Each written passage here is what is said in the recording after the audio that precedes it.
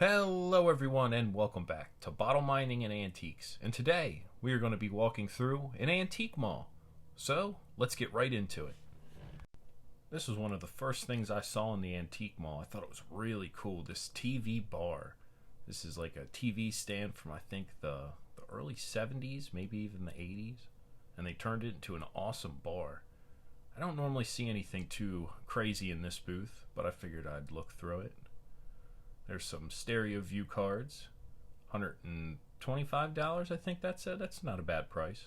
A lot of mid-century modern over here, a lot of Avon, some knife sharpeners, some ceramic, some glassware. There's some mason jars, a Coca-Cola Christmas postcard.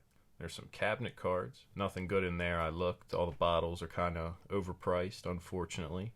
Came across a reproduction over here as well. You guys can find that on my YouTube shorts. That reproduction's over here on the left. It's that amber or purple jar. It's a Mason's 1885 Maltese cross. It's very pretty, but somebody took sandpaper to the base of it, and the top of it's not hand finished, it's machine made. Thought this would glow. I got excited. Everything I tested for uranium glass with a light didn't glow. How disappointing. You guys probably could tell me that didn't glow, but I figured I'd try it. This is my favorite booth. This guy always has some good stuff. This is a little bit overpriced, I think. This is just a regular mason jar, and it has a ball logo on the reverse. I think it's only in the book for 25 bucks-ish. This is a pretty CFJ company in the light there. Can't get the price tag to get right. So 15 bucks. That's not a bad price at all. There's a McGinnis company. That's a pretty nice whiskey bottle from Baltimore. Got $12 on it. That's a steal, in my opinion. These Gettysburg ice storage milk bottles are so common. They're not even worth the glass they were printed on, in my opinion. There's just too many out there. All right, looks like we got a wooden crate top for cotton. Got some bottles over here in the corner. This is an incredible dresser case. I didn't really show it off too much, but here's the winner right here. Look at that Coke bottle. That is a beautiful bottle. I can't say I've ever seen one with a label. Looks like somebody's whole Coke collection is here. This guy always gets killer stuff. I'll see him at the Baltimore Bottle Show every once in a while. This is his booth also. He's got just such cool stuff. I mean, look at that lamp. He always has something so cool in his booth.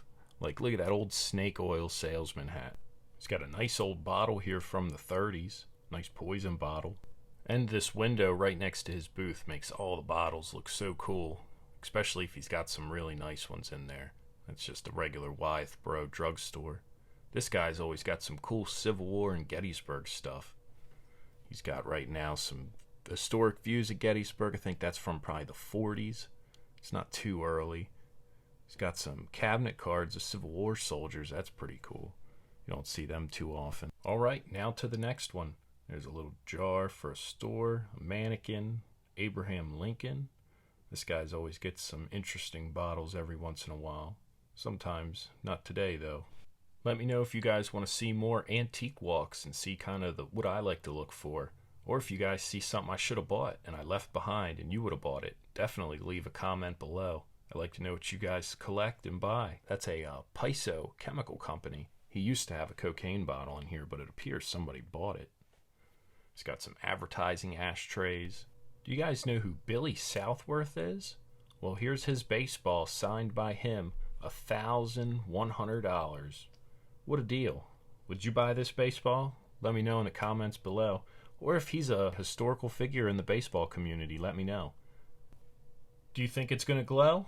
Well, I was definitely surprised that it didn't, especially when they marked it Great Depression. This was one of the only things I bought at this antique mall was this green insulator. Doesn't it look kind of pointy and funny? It's definitely seen better days. Somebody dropped it. It's got a nice green color, but I've never seen one with 2 stars, and it's just kind of pointy. You guys let me know if that's a super rare mold error in the comments below, but that already sold on eBay 30 minutes after I listed it for 20 bucks. I was kind of disappointed that this guy's using old pictures as price tags. I don't know why he would do that. Here's a radiation collection of radiation. He has a mess load of different things here. He's got some fireman's hats, some insulators, Some cool stuff. Some early firemen's hats at that. Some army helmets. Some old railroad lanterns. This is a napkin holder from, I'm going to say, around the 1940s. I dig these up broken all the time. I'm sure you guys have seen these broken. This is a really cool early scale. I'm going to say this is probably from about the 20s, might even be earlier. It's very unique with that glass case and that early wood. This is a booth from the 70s. Let me know if you guys grew up in this room.